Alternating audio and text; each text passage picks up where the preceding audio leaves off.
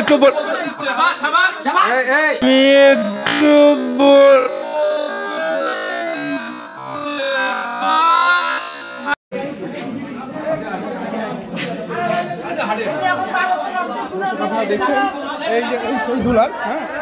তাকে কিন্তু বের করে গাড়িতে ঢুকানো হচ্ছে।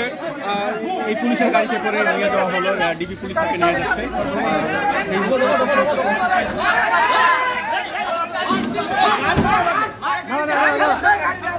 বঙ্গবন্ধু তো এখানে নাই, ওইটা না না আমি বলি ঠিক আছে, আমি বলি শোনো আমি বলি, বঙ্গবন্ধুর ওইখানে কিছুই নাই। ওইটা হচ্ছে একটা স্থাপনা ছিল। আমাদের কলেজের একাডেমিক মিটিং এ সিদ্ধান্ত হয়েছিল যে ওইখানে বাংলাদেশের অথবা লালমনিরহাটের একটা ম্যাপ আমরা ওখানে টানায় দেব। তো আমাদের যে সিদ্ধান্ত, যেহেতু প্রিন্সিপাল স্যার ভাইস স্যার কেউ নাই, আমি যেহেতু ছিলাম, তো আমার দায়িত্ব ছিল সরকারি স্থাপনাটা রক্ষা করা। আমি তোমাদেরকে একবারও বাধা দেইনি যে তোমরা ভাঙো না। না না, বিষয়টা হচ্ছে যে এটা যে ঘটনাটা ঘটছে আমি লাইভ করি নাই। এর বিষয়টা হচ্ছে কি, আমি বলি ভাই, আমার আইডি আমার নিয়ন্ত্রণে নাই। বিষয়টা হচ্ছে যে না না, আমি একটু কি হলো, আমি কথা বলতে চাইলাম, মানলো। সরি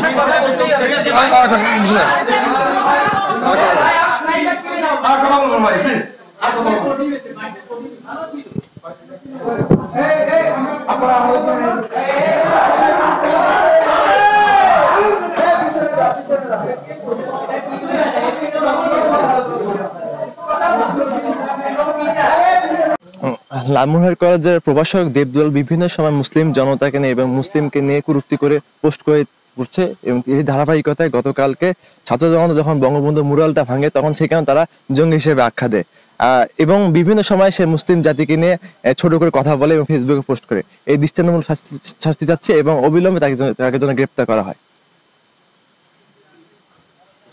আপনারা দেখতেছেন এই লালমনিরহাট সরকারি কলেজের প্রভাষক দেবদুলাল গুহ, তিনি এই স্বৈরাচার সরকারের একজন দোসর। তার ইঙ্গিতে, তার উস্কানিতে আজকে যে এই পিছনে যে বঙ্গবন্ধুর যে মুরাল ছিল, এই মুরালটাকে তার উস্কানিতে ভাঙা হয়েছে, এবং সে ইসলাম বিরোধী কিছু উস্কানিমূলক বক্তব্য দিচ্ছে, যা আমাদের ইসলাম ধর্মে মারাত্মকভাবে আমরা আহত হয়েছি। তার মতন একজন প্রভাষক এরকম ইসলাম বিরোধী মন্তব্য দেওয়াতে সমগ্র মুসলমানের অন্তরে আঘাত লেগেছে।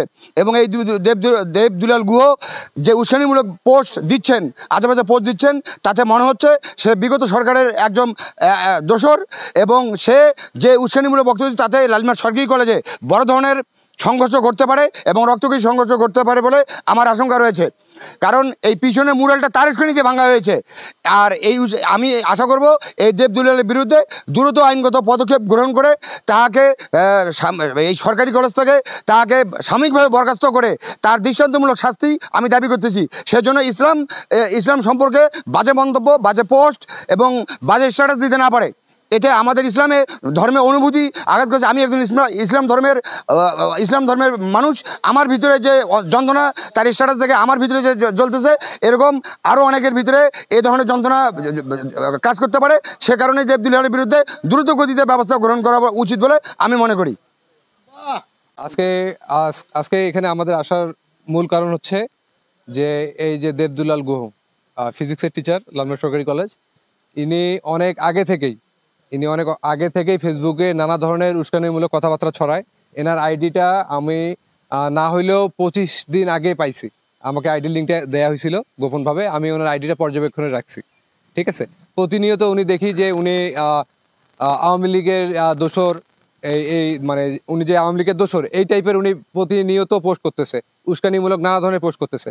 লাস্ট যে বিষয়টা আমাদের চোখে আরো পড়লো ভালোভাবে, সেটা হচ্ছে মুরালের দিনে, যেদিন আমরা মুরাল ভাঙার কর্মসূচি নিলাম, সেদিন কিন্তু আমাদের সেনাবাহিনীর স্যাররাও আসছিল 4 গাড়ি নিয়ে।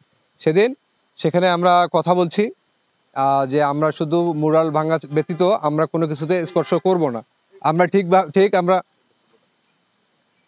আমরা মুরাল ভেঙেছি, ঠিক আছে। এখন উনি সেখানে 25 সেকেন্ডে একটা লাইভ করছে। লাইভ করার পরে উনি অনেক বড় একটা ফেসবুকে পোস্ট দিয়েছে যে আমরা নাকি মেয়েদের ওখানে নাকি হামলা করছি বা মেয়েরা ভয় পেয়ে অনেক কান্নাকাটি করছে, উনি নাকি সেই বিষয়টা বা ওই পরিবেশটা উনি নাকি ঠান্ডা করছে। এটা টোটালি একটা মিথ্যা কথা।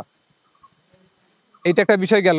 গতকাল রাতে আপনারা জানেন যে গাজীপুরে একটা হামলা হয়েছে, ছাত্রদেরকে ডাক দিয়েছে যে ডাকাত পড়েছে, ছাত্ররা গেছে সেখানে পরিবেশটা ঠান্ডা করতে। সেখানে তারা একটা পূর্ব প্ল্যান করে ছাত্রদের উপর হামলা করে অনেক ছাত্রদের জখম করেছে। এর পরবর্তীতে সার্জিস ফেসবুকে পোস্ট দিয়েছিল, আপনারা হয়তো দেখছেন পোস্টটা। সে এই পোস্টটাও সে ফেসবুকে লিখছে ব্যঙ্গভাবে যে সার্জিস তুমি নতুন বিয়ে করছো, তুমি এইগুলোতে যাবা কেন, নানা ধরনের কথাবার্তা। এইটা একটা বিষয়। এবং সে ফিলিস্তিন নিয়ে আরো অনেক কথা বলছে, যে সে বলছে যে ফিলিস্তিন থাকবে না, সে চাচ্ছে কি যে ইন্ডিয়া থাকবে, ইসরায়েল থাকবে। সে কাকে প্রমোট করতেছে?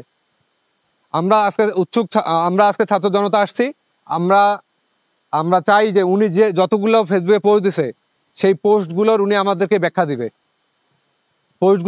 দিবে এবং কতটুকু সত্য কতটুকু মিথ্যা সেখানে আজকে আমরা এখানে যাচাই করব।